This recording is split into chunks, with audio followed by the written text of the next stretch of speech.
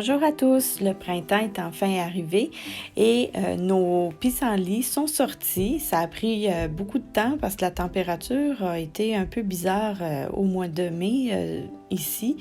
Donc, comme vous pouvez voir, j'ai même encore un manteau sur le dos alors qu'on est à la mi-mai et les températures sont froides. Et là, je vais cueillir des pissenlits pour faire des recettes. Donc, je vais cueillir les fleurs et les feuilles. Je vais faire deux recettes avec mes pissenlits. Dans le fond, avec les fleurs, je vais faire de la gelée, mais ça sera dans une autre vidéo que je vais vous le montrer. Et je vais faire des quiches. Donc, pour faire mes quiches, on va aller chercher les œufs de nos poulettes que nos poulettes ont pondu ce matin.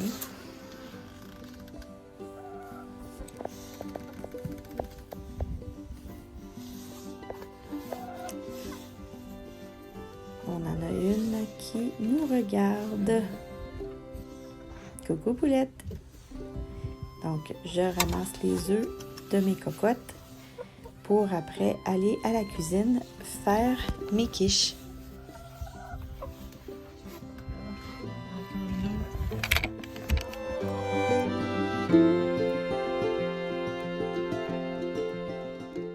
Après avoir bien lavé mes herbes et mes fleurs, je vais trier dans le fond les fleurs des feuilles parce que pour la recette que je vais faire, je vais vous montrer dans le fond juste les quiches.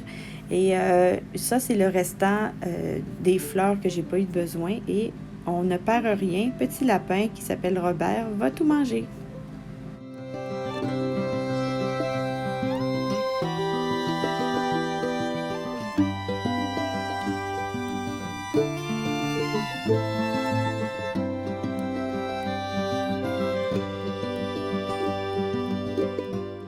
Je prépare ma pâte à tarte avec de la farine, de la margarine, puisque mes filles sont allergiques aux protéines bovines, donc je ne peux pas mettre de beurre.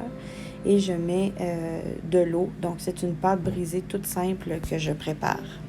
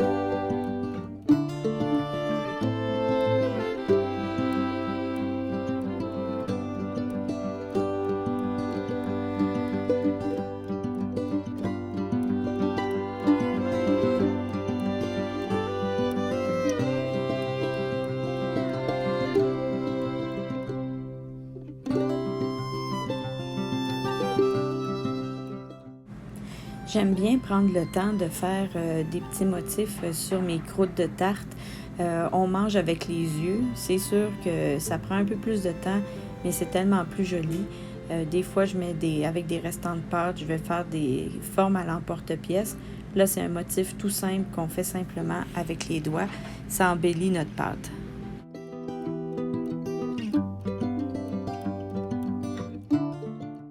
J'avais des restants d'asperges du souper de la veille.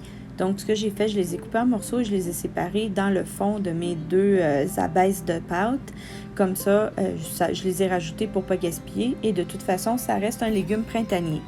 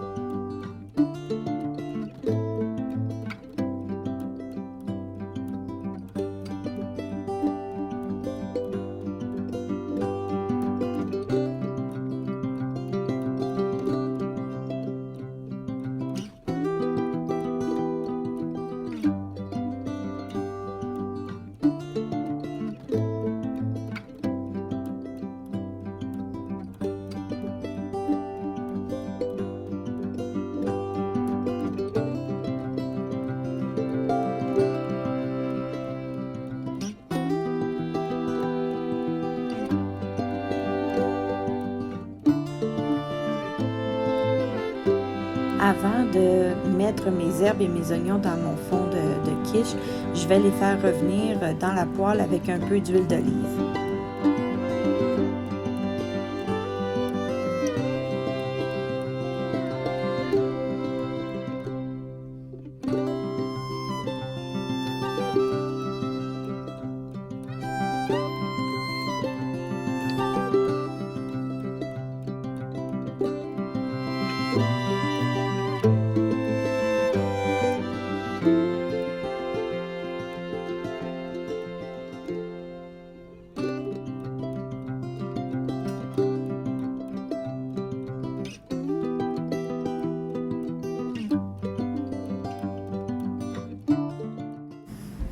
J'ai mis 12 œufs dans un saladier et je vais mettre ensuite de ça du curcuma.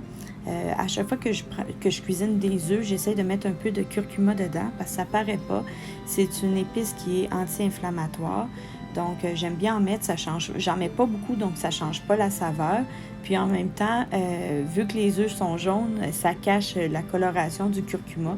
Donc, c'est une façon de passer des propriétés médicinales sans que les enfants s'en rendent compte. Je mets du lait. Comme vous pouvez voir, c'est du lait d'amande, toujours à cause des allergies de mes filles. Puis, je vais verser ma préparation dans mes moules avec mes quiches.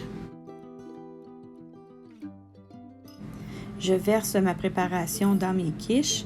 Là, mes quiches sont prêtes. J'en ai fait une sans croûte pour une autre de mes filles et j'enfourne à 375 pendant 40 minutes. Je sers mes quiches avec des têtes de violon poêlées simplement avec de l'ail. Puis voilà mes quiches qui sont prêtes. Donc, je prépare le repas pour le souper du soir pour mon mari qui travaille de soir. Donc, ce sera quiche et tête de violon. Donc, vraiment un repas printanier.